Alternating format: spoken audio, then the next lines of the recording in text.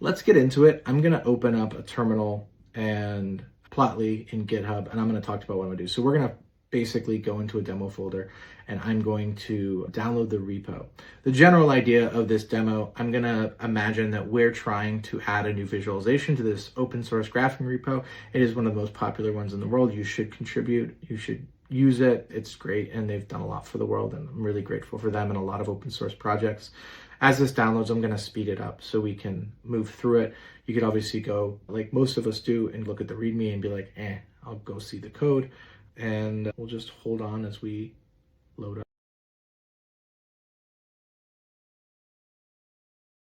Okay, now we're in the IDE, and what we're going to do is, right now Intraview is going to load up. It's already been installed. I'm going to complete the setup and auto configure this platform, which I'm using Claude Code. Once you click auto configure, what it does is it adds the configuration for the MCP, and it'll try to append it. It's not perfect, so if you don't know how to set up MCP, it gives you the JSON as well. And then we'll walk through a quick tour. The git ignore is an important piece, just if you're, because I want to make sure you know that we modify the git ignore. You don't have to commit it, you can delete it, but it hides all the files that we're creating in the background to build out tours and the feedback files, but everything's local about Intraview. So it's secure by design, which I really like. It's a different design than most products for developers, where you don't send anything to the cloud. Everything is a file on your system. So we checked and we have the MCP local. I'll go into Cowboy, which I call is Claude in dangerous mode. And I'm just gonna go immediately into it and ask for an Intraview tour. The tour I want is to create an onboarding for me so I can understand how to build a visualization. So I'll give it some clarity on that. I'm going to be more specific on what I need, but in general, it'll often understand an onboarding. If you say a new developer versus a seasoned developer, you'll get different tours. The first part of creating a tour is the agent dissecting what you've said and trying to make assumptions about what you need to know, and it'll default to assuming that you need to know more than you may need to know. So now we load up. I'm going to move it over, and it's going to start obviously reading the repo. This Claude is just opened up. This is fresh context Claude.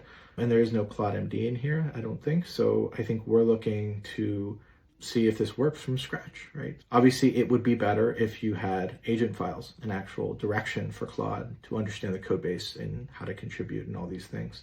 So what you're seeing is Intraview. So the Claude has initialized the tour on the left, so you can see it right now.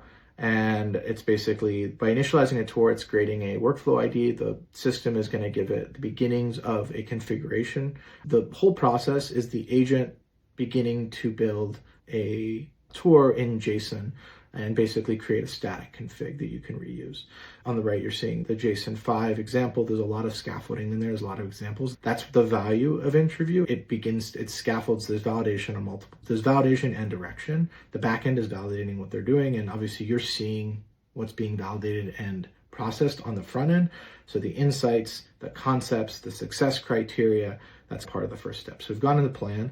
And if you're really looking specifically, basically there's a call flow where it's just calling to validate the configuration, and it gets feedback on where it's at. So the agent will keep validating it. It'll get more feedback, and it'll also, if it finishes a phase, the system will deliver the next JSON that it can go and fill in, the next structure. And as it fills in, there's a file watcher that's effectively watching and giving you this so you can learn on the go with it. This is brand new. This is, I think, 24 hours old at this point.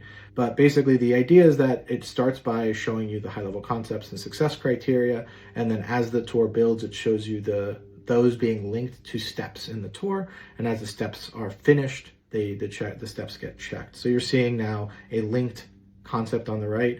These are all linked concepts but it's in build that they're going to start actually getting filled in. One of the things to look at on the left is that the tool is actually, the Intraview has new tools like JSON edit and multi-file read. These allow for much less tool usages. This drops tool usage by anywhere from 80 to 95%, depending on how your agent works. And this is the difference between, frankly, success and failure. Without these tools, it is much more likely the agent gives up or cuts a lot of corners. So the tools allow some really interesting things that you can use outside of Intraview if you nudge them.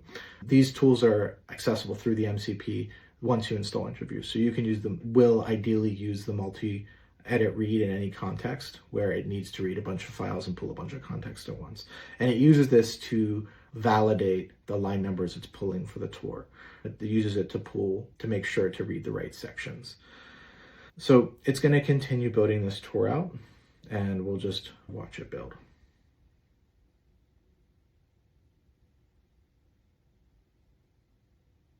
Just kidding.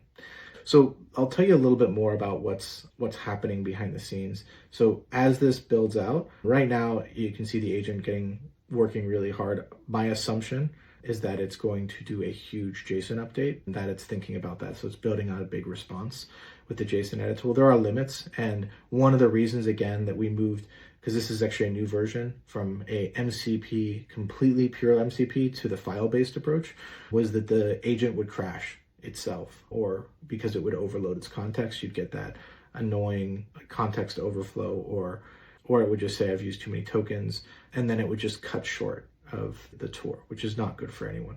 The current structure and architecture is significantly better because you can see, yes, it was right. It successfully updated 140 fields. Again, that would have been 140 write tool operations if you didn't have that tool. So obviously it wasn't, I shouldn't say, it wasn't obvious to me in the first place, but once I saw what was happening, it was very difficult for the agent. So now you're seeing that there's validation errors. These validation errors, one of the things that I would find a lot if you were to not have the guardrails that Intraview produces, if you just go in and ask your agent, hey, can you tell me about X, Y, or Z in your code base? You could be really specific and say you want all the same fields that you get here, you want the line numbers, and then you would get a lot of bad data. You would get the wrong line numbers, you get the wrong file, you get function names that don't exist. So this is going to deterministically go and validate a lot of the assumptions it's making. And it's going to get better over time. There's things I'd like to add, some semantics and some, again, like more around the references of a function and more metadata if it's discussing different code in classes, where I can present more information that you as a developer can go in and access. So you could click around. But now we've got the tour, we're built. So we can now effectively, a tour has some simple components. It's got steps. It's going to guide you through the tour. It highlights as it goes. You can see we're at 328 and 392, and it's selecting on the right. It gives you a synthesis of what's happening, and we're improving this. I've added a bunch of features recently, like moving from plain text to HTML, and we'll be adding visualization options soon, assuming people like it. You'll also see the feedback at the bottom. Now, in this context where you're doing an onboarding, it may not make as much sense to give feedback, but imagine that you asked for a tour of a PR, or asked the agent to walk you through what it just built. And you can use this step by step to give feedback that is aggregated by step with the line number context, and then it creates a file.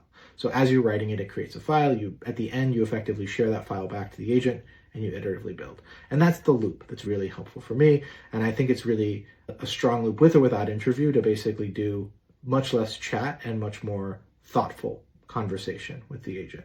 So we're not going to spend the time to get to know the Plotly library, but this kind of takes us through, and we can see examples of tests that it's showing us, and so on and so forth. So it's doing everything we asked. It's showing us how to contribute. It's going to show us how to put in a PR. It's going to show us where that is in the contributing document. And again, if you gave it more context of what you cared about, if you knew something in the code base, that the code base was set up for agents, you'd have a much easier time. So let's now end this tour, and then let's try something else really quick. So I want to show you that it's very possible, if you want, to also just give feedback. So you don't need the agent actually at all to do anything. So we've added a context menu option here to add feedback, and this is called standalone feedback. So you can right click to add feedback. It also is the hotkey Command H. Basically, you can go through, let's say an agent makes a plan, or your neighbor makes a plan, and you want to go give feedback, or you want to give them feedback and want an agent to help you write it up. You can go through, highlight the lines across all the files, and then give the feedback to the agent. So when you click share with feedback, it's going to show you where the file is. It's also very easy to find. .Intraview feedback, they're all generated there. You can see them, they're updated as you edit them. They stay in sync with all the things you're adding. You can also add feedback with the context menu to a tour. It's called additional feedback, and then you can go give your feedback. Once you click share, it copies the file name to your clipboard, so you can easily share the file name, which is sometimes long. Now, the other thing I want to show you is, let's say you love this tour that you built and you want to commit it, because right now we're in an area which isn't git ignore. So we can rename this file, because restarting a tour is just about basically giving the agent the file to reinitialize. How that works is you would just go and you would rename the file. Let's create a folder called Final Tours. And then we'll rename the file after we move it, and we'll verify that this works. So let's call it intro to contributing. Great. Okay, so now that we've got it, we can just go ask a fresh agent. I just cleared the context just to show, and I'll just say, hey, let's reinitialize this tour, and then boom, it will know what to do because it has the tools. Again, I'm showing you on a fresh context clear agent to just show that this isn't because we just used Intraview that it knows us to use it again. So there you go. So then the tour is reloaded. That's the tour we just gave. You could share it with someone else. You can edit it with the agent after it's finished. You can, if you don't like it, you can tweak it. You can tweak the JSON yourself. These are all options. It's a flat file. So this is Intraview. I would love your feedback. I'd love to know how we can make it work for you, for your PR review process, for your onboarding process. I don't know exactly where to go with it, and I'd love your support to figure that out. I just love building tools for developers that make their lives better, and because I am one, and I think and hope that we'll figure out how to make this better for all of us. Have a good day.